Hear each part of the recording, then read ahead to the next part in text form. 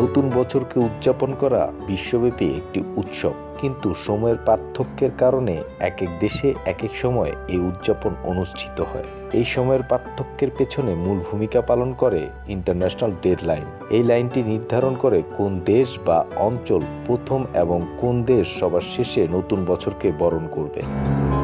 Kiribati হচ্ছে সেই দেশ যারা সবার প্রথম নতুন বছরকে বরণ করেন। কিরিবাতি সরকার 1995 সালে তাদের সময় অঞ্চল পরিবর্তন করে ইন্টারন্যাশনাল ডেডলাইনের পূর্বে নিয়ে যায়, ফলে তারা নতুন বছর উদযাপনকারী প্রথম দেশ হিসেবে পরিচিতি পায়। এর আগে তারা ডেডলাইনের পশ্চিম দিকে ছিল এবং সময় হিসেবে বেশ পিছিয়ে ছিল। অন্যদিকে নতুন বছরকে সবার শেষে উদযাপন করে আমেরিকার বেকার দ্বীপ এবং হাউল্যান্ড দ্বীপ।